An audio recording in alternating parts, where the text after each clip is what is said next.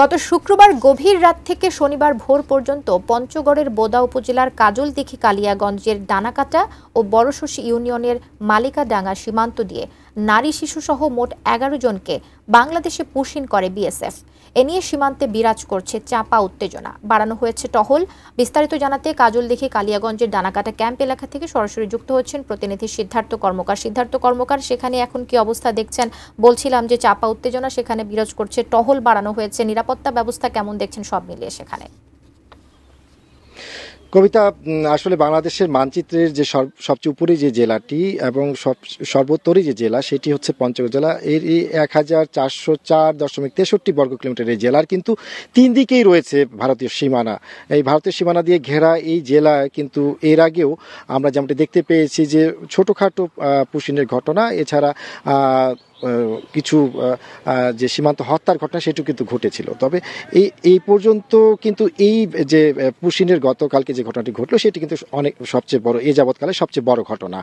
তো গতকালকে যেমনটি ঘটেছিল যে আসলে শুক্রবার দিবাগত গভীর রাত থেকে শুরু করে শনিবার কিন্তু সকাল পর্যন্ত বৃষ্টি হচ্ছিল, প্রচণ্ড বৃষ্টি হচ্ছিল, যার কারণে ওই সময়টিতে তারা কিন্তু সুযোগ মতো তারা ১১ জন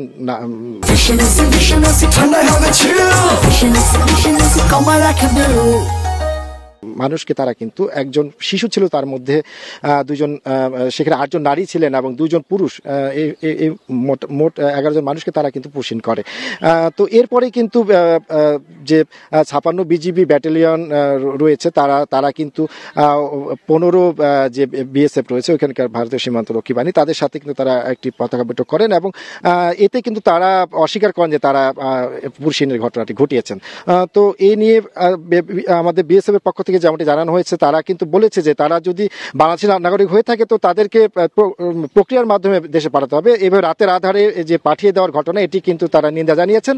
এছাড়া সীমান্ত এলাকায় কিন্তু চাপা ক্ষোভ উত্তেজনা বিরাজ করছে এবং এখানকার ডানাকাটা ক্যাম্পের যিনি রয়েছেন, দায়িত্বে রয়েছেন, তার সাথে দিলীপ কুমার বিশ্বাস, তার সাথে আমার কথা আছে। তিনি আমাকে যেমনটি জানিয়েছেন যে আসলে সীমান্তে কিন্তু তারা টহল বাড়িয়ে দিয়েছেন।